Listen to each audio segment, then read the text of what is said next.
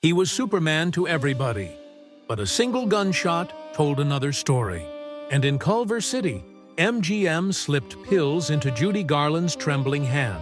Hollywood built gods, but behind the curtain lived sinners.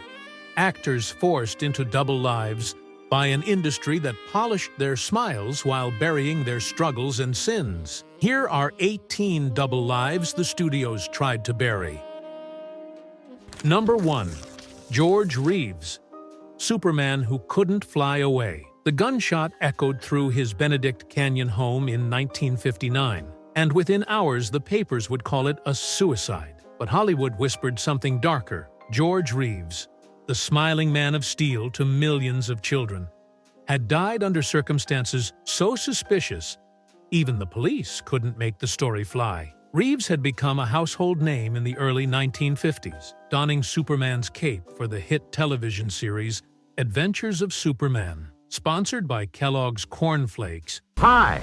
Come on and meet my pal, Clark Kent, the star of Superman. The show turned him into a cultural icon, the embodiment of strength, decency, and truth. Parents trusted him, kids adored him. But behind the square jaw and red cape, Reeves was anything but invincible. Hollywood's cruel typecasting left him stuck in a role he couldn't escape. Studios, including Warner Brothers, refused to see him as anything but the Man of Steel. When he tried for serious films, producers laughed. Superman doesn't sell tickets off the farm, one executive sneered. By the late 1950s, frustration curdled into scandal. Reeves had become entangled with Toni Mannix, the glamorous wife of MGM fixer Eddie Mannix, a man rumored to make inconvenient problems disappear.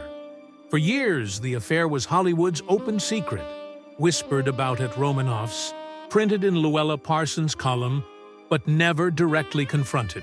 When Reeves broke it off to pursue a younger woman, socialite Leonore Lemon, tensions ignited. Friends remembered his once confident stride, now weighed down by worry. As if he knew he had crossed a line the studios would never forgive. Then came that June night. Guests heard arguments upstairs, a bedroom door slammed, and minutes later, a single shot rang out. The official verdict called it self-inflicted. Yet the crime scene was sloppy, evidence mishandled, and rumors swirled that Eddie Mannix's shadow stretched over the tragedy. Was Superman betrayed by love, by the system, or by his own despair? No one ever proved the truth. The irony is bitter. A man who symbolized strength for a generation, undone by forces he couldn't control. Hollywood gave him a cape, but never wings to escape. Number 2. Judy Garland, the voice, shackled by pills. She was only 16 when MGM slipped her the first little tablet. Pep pills, they called them. A bright young girl with trembling hands, Judy Garland was told they would keep her thin, keep her awake, keep her camera ready. But what they really kept her in was chains, invisible ones, forged not of iron, but of dependence. Garland was no ordinary starlet. She was the beating heart of The Wizard of Oz, 1939, a Technicolor dream that became America's lullaby. With Somewhere Over the Rainbow, she sang a nation through the Great Depression and into wartime. MGM marketed her as the girl next door, wholesome, sweet, eternally young. But in the dressing rooms of Culver City, the studio was tightening its grip. Every morning began with a pill to give her energy. Every night ended with another to force her to sleep. Executives, fixers, and even her own handlers treated the regimen as casually as makeup. By the mid-1940s, the pressure was crushing. MGM paired her relentlessly with Mickey Rooney, working them through marathon filming schedules. Gossip columnists like Hedda Hopper whispered about her nervous spells, but the truth was uglier. Garland was collapsing from exhaustion and chemically enforced control. Her once bright eyes grew hollow. Her weight fluctuated wildly. Friends remembered her slumping in rehearsals, her voice frayed, as though the girl who had once skipped down the yellow brick road could barely lift her own feet. Then came the darker turns. Failed marriages, 5 in all, left her searching for stability she never found. On stage in the 1950s, her performances were electric, but audiences also saw the toll. At times, she faltered mid-song, gripping the microphone stand like it was the only thing keeping her upright. She would rise again for triumphant comebacks, but each return carried more fragility than the last. And the irony remains. MGM had created Judy Garland, polished her into the ultimate dream girl, then crushed her with the very methods that sustained her image. The ruby slippers were supposed to take her home. Instead, they led her down a path of no return.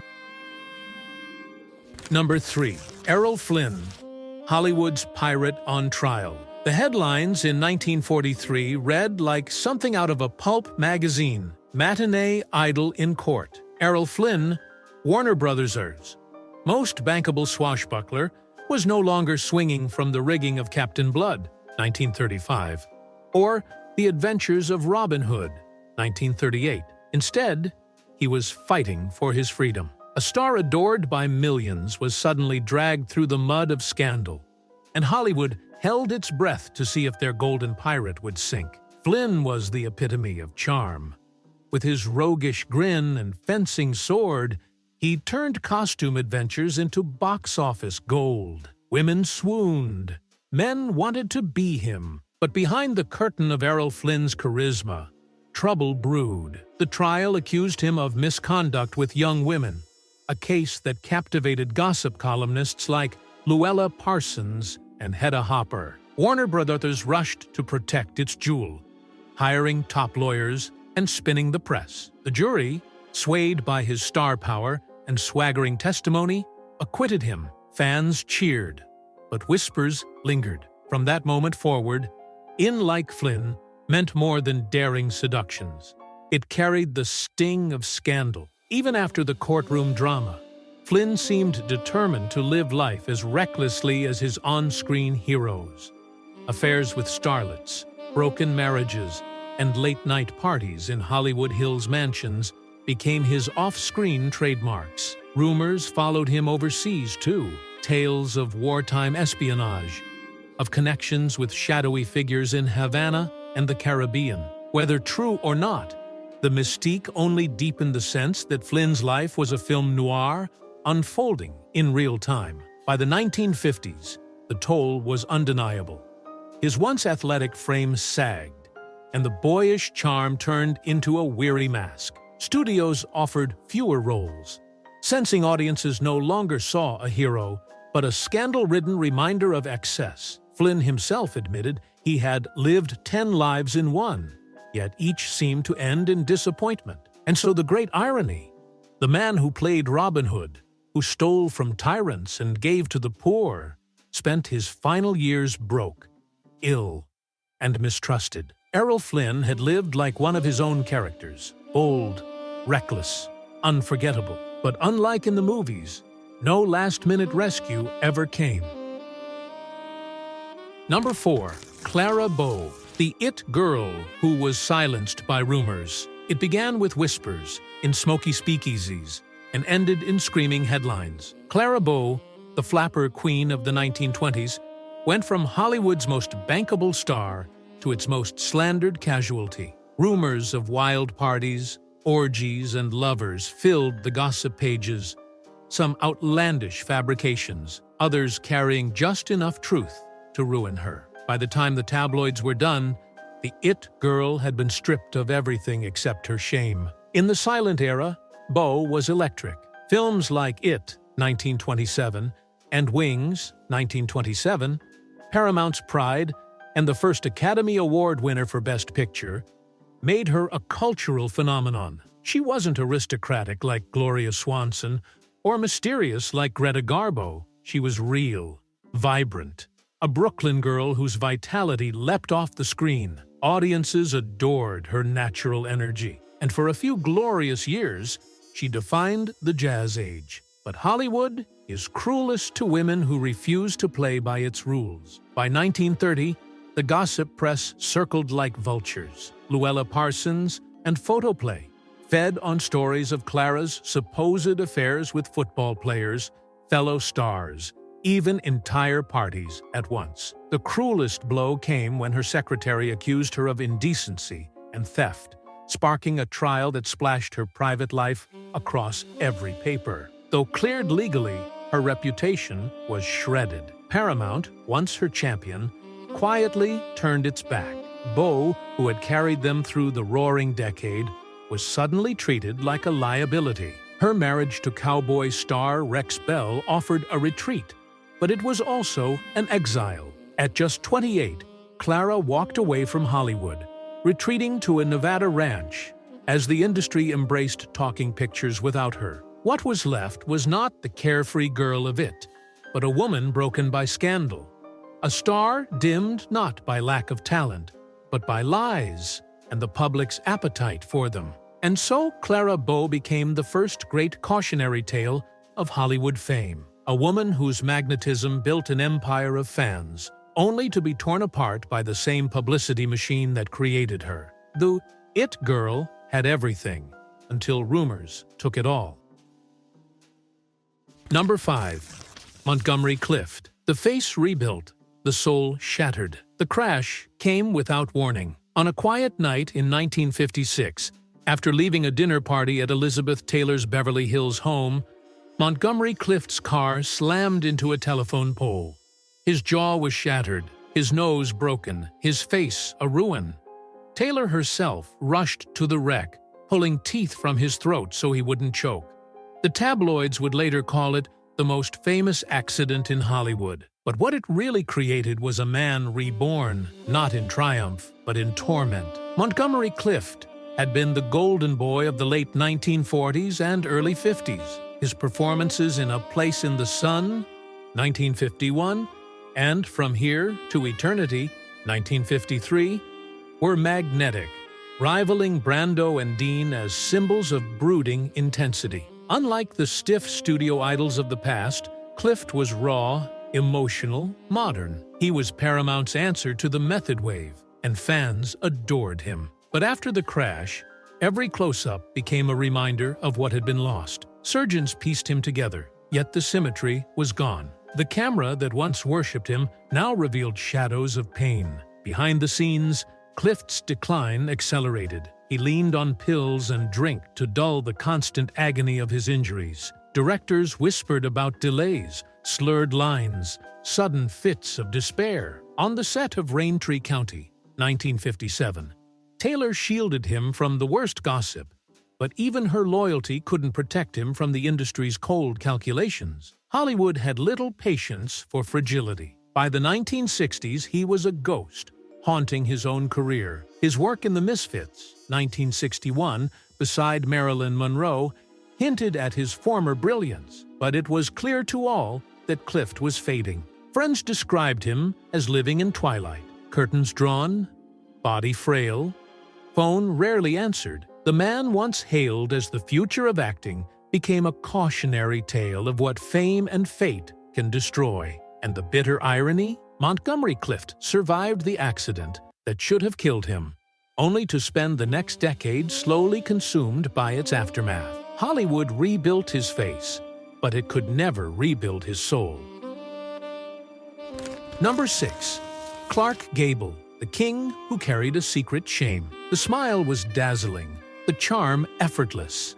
But underneath, Clark Gable's teeth were false, his confidence a mask. Hollywood's king commanded the screen in Gone with the Wind, 1939. Yet off-camera he hid in dentist chairs, terrified someone would discover that his leading man grin was built on fragile dental work. For a man worshipped as the embodiment of masculinity, it was a secret that gnawed at his pride. Gable was MGM's crown jewel in the 1930s and 40s.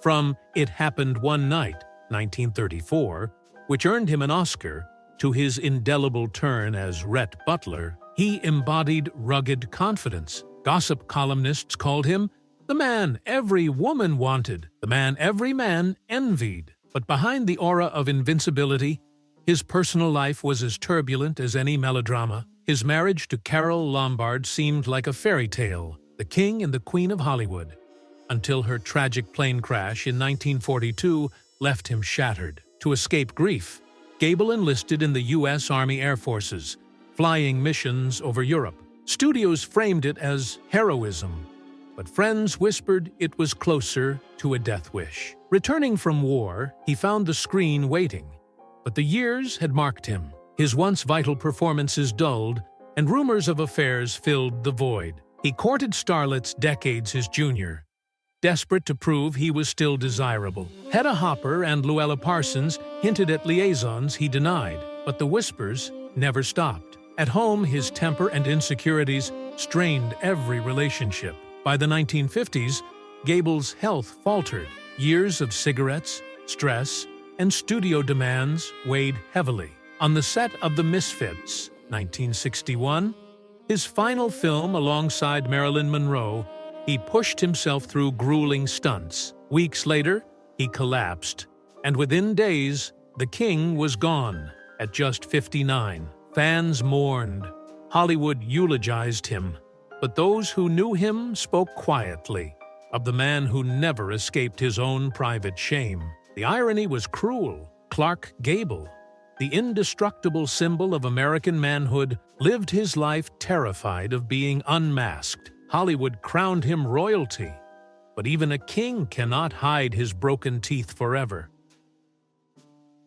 Number 7. Jean Harlow, the blonde bombshell who burned too bright. She would sit for hours as peroxide burned her scalp raw, the acrid smell of bleach filling the studio dressing room. MGM demanded that Jean Harlow's hair remain the perfect shade of platinum, even as it left her strands brittle and falling away. The press nicknamed her the blonde bombshell, but behind the glow of camera lights, she was quietly deteriorating, body and spirit. Harlow was unlike anyone who came before her. In films like Hell's Angels, 1930, Red Dust, 1932, with Clark Gable, and Dinner at 8, 1933, she lit the screen with wit, sensuality, and a vivacity that made audiences lean forward in their seats. She was the embodiment of early 30s glamour, playful, brazen, yet always vulnerable enough to win sympathy.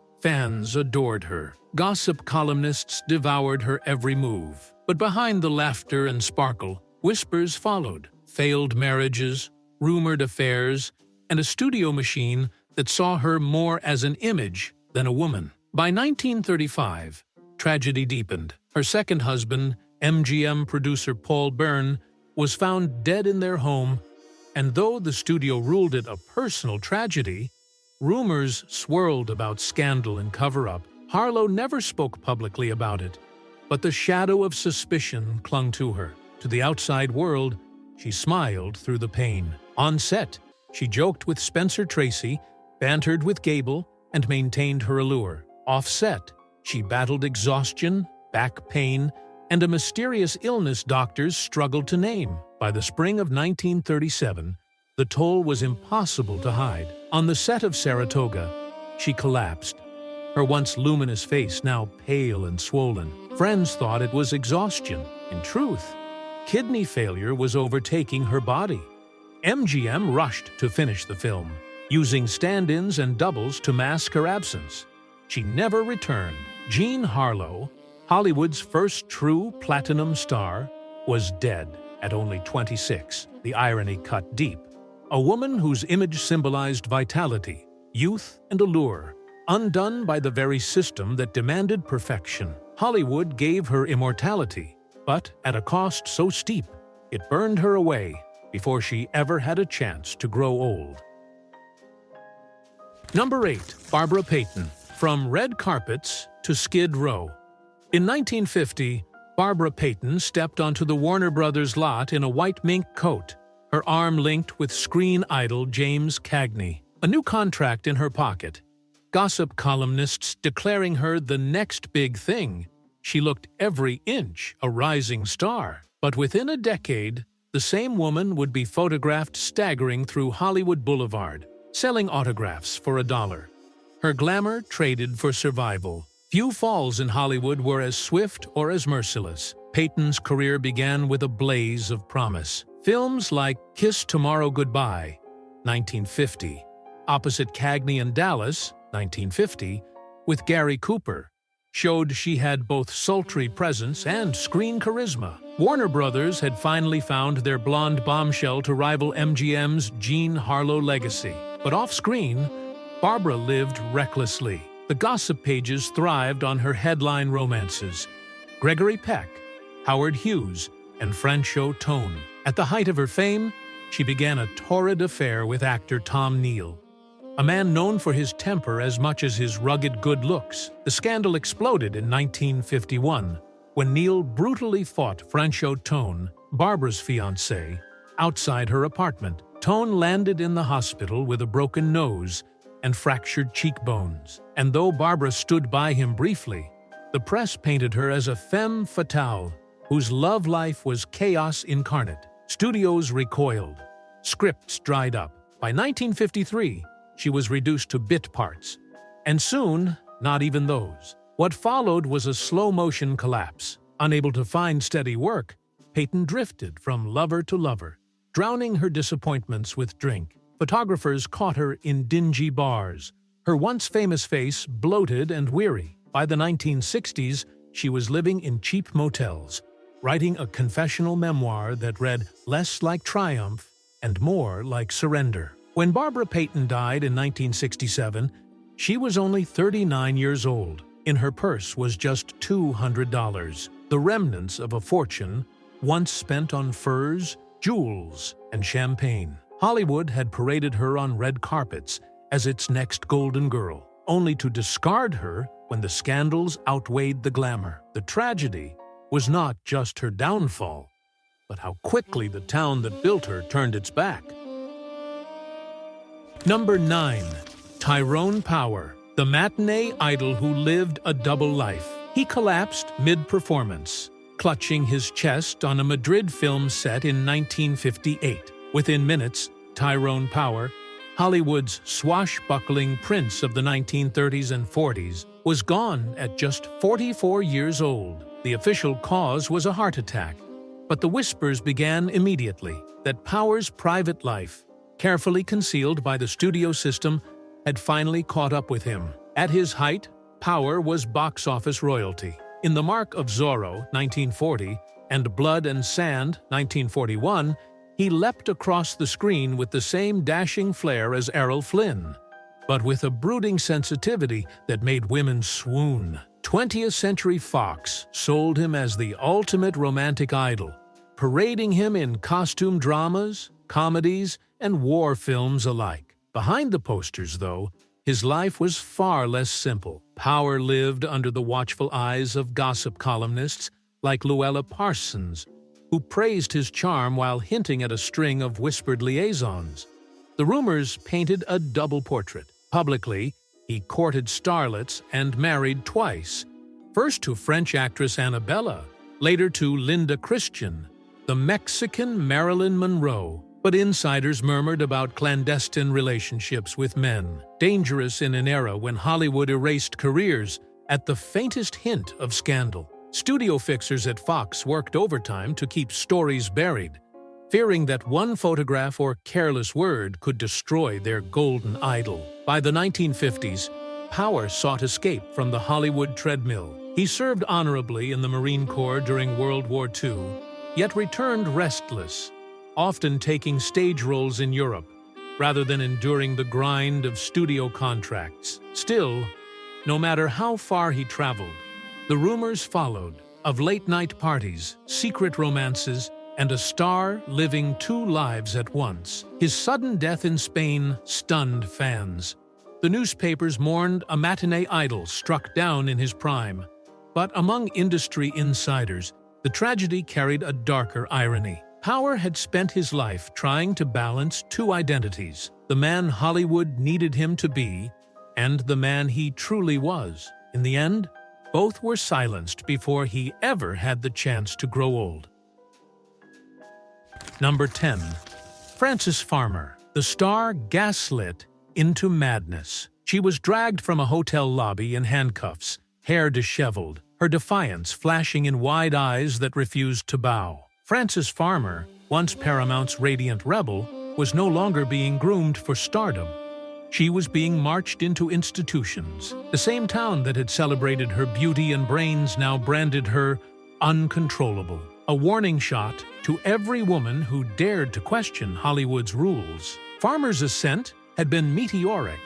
In the late 1930s, her striking performances in Come and Get It, 1936, and Son of Fury, 1942, marked her as a rising star, with depth beyond the usual ingenue. Audiences admired her intelligence and unpolished candor. She wasn't afraid to speak against gossip columnists or sneer at publicity stunts. But in a system built on compliance, that honesty was poison. Luella Parsons labeled her difficult, and whispers began that Paramount regretted ever signing her. The real spiral began in 1942, when Frances was arrested for driving under the influence and clashing with police. Headlines screamed, "Starlet out of control," feeding the image of a woman slipping into chaos. Soon after, she was committed to psychiatric hospitals, where stories grew darker.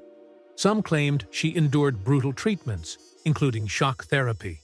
Rumors of a lobotomy, never definitively proven, clung to her like a ghost. The line between truth and studio spin blurred, but the message was clear.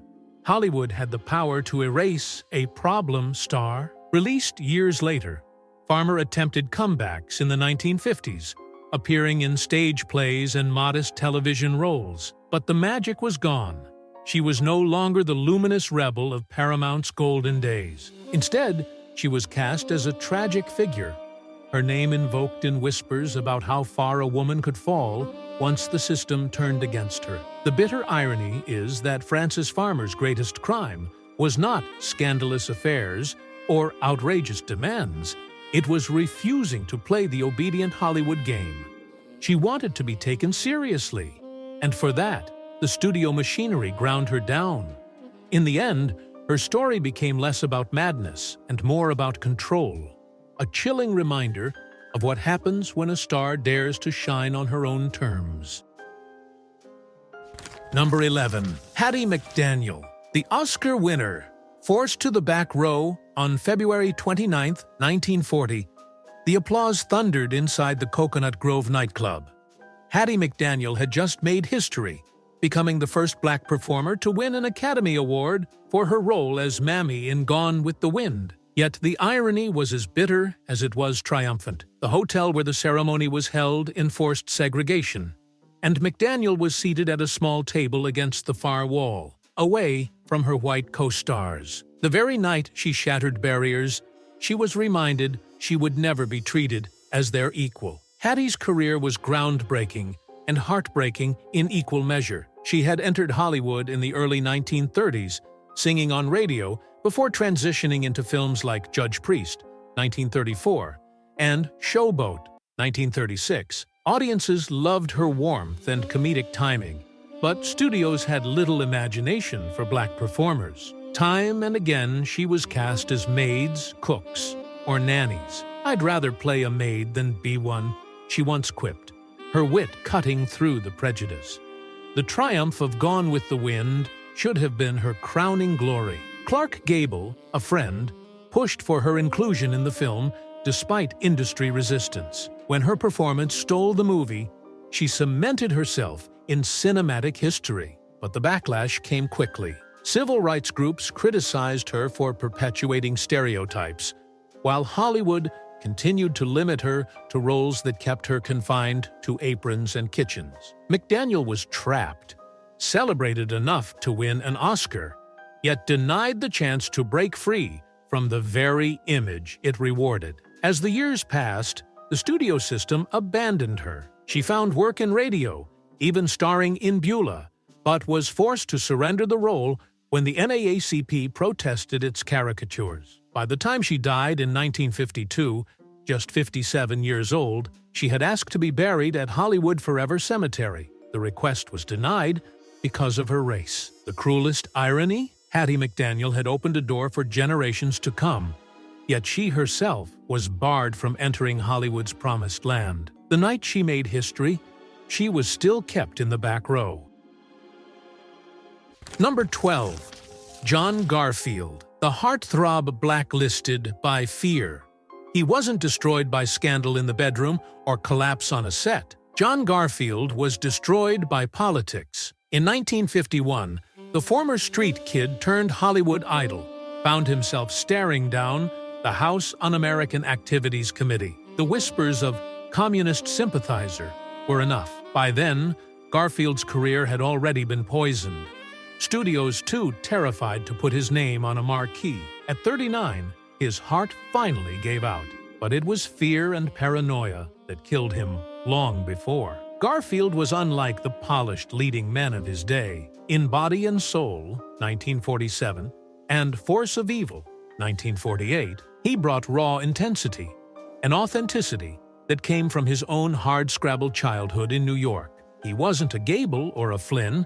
He was the rebel, the working-class heartthrob, the actor who carried the grit of method long before Brando arrived. Warner Brothers marketed him as the tough guy with a wounded soul, and audiences adored it. But by the late 1940s, Hollywood was in the grip of hysteria. The Cold War had turned the industry into a battlefield of suspicion, and the Hugh-Assey hearings demanded stars either name names or risk their careers. Garfield, never one to bow to intimidation, refused to betray friends or colleagues. He denied being a party member, but the committee branded him uncooperative. That was enough. Roles dried up, projects were canceled, and producers suddenly forgot his phone number. The personal toll was brutal. Newspapers branded him with innuendo. Gossip columnists, once allies, hinted at subversive ties. Even his marriage strained under the pressure. Friends remembered him pacing endlessly, cigarette in hand, muttering about scripts that would never be made. The proud kid, who had once fought his way out of the Bronx tenements, was undone not by scandal of his own making, but by a system determined to silence him. On May 21, 1952, Garfield collapsed in a New York apartment, officially from a heart attack, but the irony lingered. A man whose art was built on truth and defiance, crushed by lies and fear. Hollywood had made him a star, and then blacklisted him into an early grave. Number 13. Rita Hayworth, the love goddess betrayed by love. She was called the love goddess. Yet she confessed bitterly, "Men go to bed with Gilda, but they wake up with me." The irony of that line haunted Rita Hayworth for the rest of her life. On screen, she was incandescent, a femme fatale draped in satin, peeling off a glove in Gilda, 1946, with a smirk that drove audiences wild. Off-screen, she was a woman betrayed again and again, by husbands, by the studios, and eventually by her own fading memory. Hayworth's ascent was carefully engineered by Columbia Pictures. Harry Cohn bleached her hair to a fiery red, raised her hairline with electrolysis, and rechristened her with a name that erased her Hispanic roots. The transformation worked. From Cover Girl, 1944, to You Were Never Lovelier, 1942. Opposite Fred Astaire, she became Hollywood's most exotic fantasy. Soldiers in World War II plastered her pin-ups across barrack walls, making her one of the most recognizable faces in the world. But behind the glamour, Rita lived in a cage built of expectation. Her private life read like a tragic serial. 5 marriages, all doomed. Orson Welles adored her brilliance, but strayed with other women. Prince Ali Khan promised her royalty, but left her embroiled in custody battles and European gossip. Actor Dick Haymes drained her finances, leaving her scrambling for work. Each time she believed she had found security, betrayal followed. Gossip columnists feasted on her heartbreak, painting her as both goddess and victim. By the 1960s, the magic dimmed. Studios no longer offered her top billing, and her memory faltered on set. Colleagues whispered about forgotten lines and confused rehearsals, long before the world knew the name of her true enemy, Alzheimer's disease. In an industry that worshipped eternal youth, Rita was left to fade quietly, her illness misunderstood as vanity or drink. Rita Hayworth died in 1987, But the tragedy had unfolded decades earlier. Hollywood had crowned her its goddess of love, yet love itself betrayed her at every turn. The cruelest twist of all? The woman who gave the world unforgettable passion spent her final years forgetting everything herself. Number 14. Bela Lugosi, Dracula's hypnotic gaze. Morphine's prisoner. The funeral was small, the money gone, but the cape remained. When Bela Lugosi was lowered into his grave in 1956, he was buried in the Dracula costume that had both made him immortal and destroyed him. To the public, he would forever be the Prince of Darkness. To the studios, he was just another typecast relic, forgotten, broke, and consumed by demons far crueler than any he played on screen. Back in 1931, Lugosi had electrified audiences in Universal's Dracula. With his Hungarian accent, piercing eyes, and slow, hypnotic cadence, he embodied horror in a way no actor had before. For children of the Depression, his shadow across the screen was unforgettable. But the very role that made him a star became his cage. Unlike Boris Karloff, who escaped into diverse characters, Lugosi was trapped in his cape.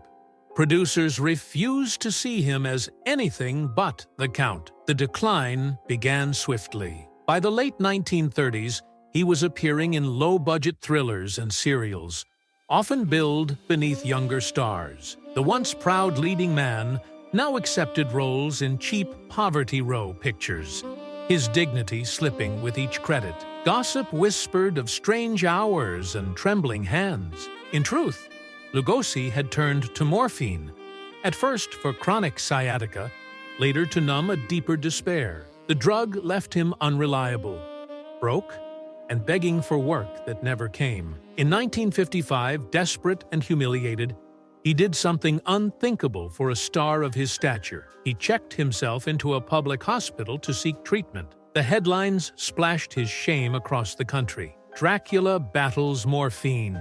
For an aging star who once commanded packed theaters, it was the cruelest indignity. Ed Wood, the eccentric low-budget director, gave Lugosi his final roles, including the bizarre Glenn or Glenda, 1953. It wasn't glory, but it was something. And then, quietly, he was gone. The irony was as sharp as a coffin nail. Bela Lugosi, who had hypnotized the world with his eyes, spent his final years unable to look in the mirror. Hollywood had promised him immortality, and, in a way, it kept its word. He still lives, but only in the cape he could never take off. Number 15. Dorothy Dandridge, the songbird. The studio caged. The hotel maid found her alone, sprawled across the carpet of a modest Los Angeles room in 1965. Dorothy Dandridge, once hailed as Hollywood's shimmering breakthrough, was gone at just 42. The woman who had electrified audiences with her voice, beauty, and talent had been reduced to whispers of scandal, financial ruin, and dreams deferred by an industry that never gave her a fair chance. In the 1950s, Dorothy seemed unstoppable. With her luminous performance in Carmen Jones, 1954, opposite Harry Belafonte, she became the first black woman ever nominated for a Best Actress Oscar. For a moment, she stood on equal footing with Marilyn Monroe and Ava Gardner. A sex symbol and serious actress rolled into one. Ebony magazine called her the Negro Cinderella, and columnists predicted she'd shatter barriers once and for all. But Hollywood, bound by prejudice and fear, had other plans. Instead of leading roles, studios offered her stereotypes: sultry singers in nightclubs, exotic temptresses, and women destined for heartbreak. Dorothy fought back, refusing demeaning parts, but each refusal cost her work. She longed for complex roles like those given to Elizabeth Taylor or Grace Kelly, yet scripts never came. Behind the spotlight, her personal life crumbled. A rocky marriage to dancer Harold Nicholas ended in divorce, leaving her a single mother to a daughter with severe medical needs. Affairs with powerful men, including whispers of a doomed romance with director Otto Preminger, only deepened the headlines without securing her stability. By the early 1960s, the glamour was gone. Money vanished through mismanagement, taxes, and mounting medical bills. Dorothy, once draped in gowns on red carpets, was forced to sing in small clubs just to survive. Audiences who had cheered her rise now read about her decline in the same gossip pages that once celebrated her. Her final days were marked by despair. When she was found in that hotel room, the official cause was a fatal mix of pills, but the true cause lay deeper, a world that applauded her voice, yet caged her potential. Dorothy Dandridge broke barriers for generations to come, but Hollywood broke her long before she could enjoy the victory. Number 16. Marilyn Monroe, the goddess who couldn't escape herself. The bedroom light still burned when they found her in August 1962. The phone lay off the hook, pill bottles scattered across the nightstand, and Hollywood's brightest star, Marilyn Monroe, was motionless beneath the sheets. Officially, it was ruled a probable suicide. Unofficially, it became the most enduring mystery in show business. A goddess adored by millions, yet in her final moments, she was utterly alone. Marilyn Monroe, born Norma Jean, had been the studio system's ultimate creation. 20th Century Fox turned her into the platinum dream, the breathy-voiced embodiment of allure. With Gentlemen Prefer Blondes, 1953, The 7-Year Itch, 1955, and Some Like It Hot, 1959, she conquered the screen with equal parts innocence and sensuality. She was the smile on every magazine cover, the fantasy pinned in barracks, the name whispered in nightclubs. But fame had its claws. Off-screen, she battled crippling insecurities, miscarriages, and a childhood scarred by foster homes and instability. The scandals swirled endlessly. Affairs with the most powerful men in America, from baseball legend Joe DiMaggio to playwright Arthur Miller, even whispers of entanglements with the Kennedy brothers, turned her into fodder for gossip columns. Photographers hounded her, and columnists painted her as both seductress and victim. On set, her lateness and fragile state became notorious, often masking the truth. She was heavily medicated by studios and doctors who pushed a dangerous cocktail of stimulants and sedatives. By the early 1960s, the cracks were undeniable. Fox fired her from Something's Got to Give after she missed weeks of filming, citing ill health. Behind the headlines, Marilyn confided to friends that she felt like property, adored by the world but owned by studios, lovers, and handlers who all wanted a piece of her. The more she tried to reclaim control, the more elusive peace became. And then came that night in Brentwood, leaving behind not only questions, but a chilling irony. Marilyn Monroe had been the embodiment of American desire, the eternal dream girl. Yet beneath the platinum hair and dazzling smile was a woman who longed for something simple, to be loved, not possessed. Number 17. Joan Crawford, the perfectionist obsessed with control. The wire hangers, the locked closets, the terrifying discipline, rumors that would outlive the star herself. Joan Crawford, once MGM's brightest glamour queen, became haunted by whispers of cruelty toward her children and an iron-fisted obsession with order. To audiences, she was elegance incarnate. To those who lived with her, she was said to be a storm behind closed doors. In the 1930s and 40s, Crawford reigned as the face of MGM, rivaling Garbo and Shearer for supremacy. With Grand Hotel, 1932, Mildred Pierce, 1945, and countless melodramas, she embodied the rags-to-riches myth, a shopgirl turned silver screen goddess. When she won an Academy Award for Mildred Pierce, it was seen as her ultimate triumph, a resurrection after MGM had cruelly branded her box office poison. But Crawford's ambition was relentless, and so was her fear of being replaced. Hedda Hopper often wrote of her feuds with Bette Davis, the two titans clawing for dominance in a town that thrived on rivalry. Behind the glamour, Crawford's private life grew darker. Adopted children were paraded before cameras as proof of her domestic bliss. But later memoirs, especially Christina Crawford's Mommy Dearest, painted a picture of abuse, control, and terrifying punishments. Whether exaggerated or not, the allegations permanently altered her legacy, reshaping the image of a glamorous star into that of a tyrant mother. Meanwhile, her personal demons gnawed quietly. Crawford leaned heavily on alcohol, friends noting the trembling hands, the slurred speech, the exhaustion hidden under flawless makeup. By the 1950s, her career faltered again, yet she clung to control with manic determination, reinventing herself in horror films like Whatever Happened to Baby Jane, 1962, where her rivalry with Davis reached a fever pitch. On set, crew members described the tension as venomous, two legends weaponizing decades of bitterness. In her final years, Crawford withdrew, retreating into a New York apartment, curtains drawn tight. When she died in 1977, she left behind not just an empire of films, but a legend scarred by rumors of cruelty. The bitter irony? A woman who fought all her life to control her image was ultimately remembered for losing control behind closed doors. Number 18. William Holden, the Golden Boy, consumed by the bottle. The body wasn't found for days. William Holden, rugged Oscar-winning idol of the 1950s, had slipped, struck his head on a table, and bled to death alone in his Santa Monica apartment in 1981. Empty bottles lay nearby, silent testimony to the demons he could never conquer. For a man who once symbolized vitality and charm, his end was Hollywood's cruelest irony. A leading man undone by the very habits he couldn't escape.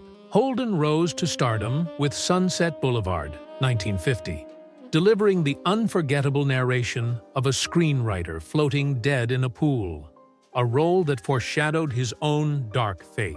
In Stalag 17, 1953, he won the Academy Award for Best Actor, sealing his place among Hollywood's elite. His rugged masculinity, tempered with an air of cynicism, made him a favorite in films like Picnic, 1955, and The Bridge on the River Kwai, 1957. Audiences adored his confidence, his easy grin, his commanding presence.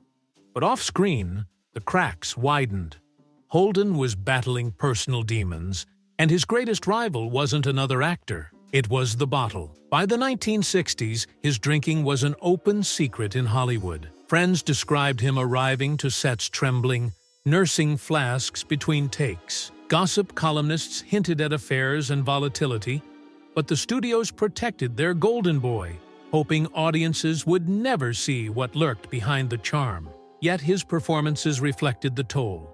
Roles in The Wild Bunch, 1969, and Network, 1976, carried a weary edge, a realism born not from acting, but from exhaustion.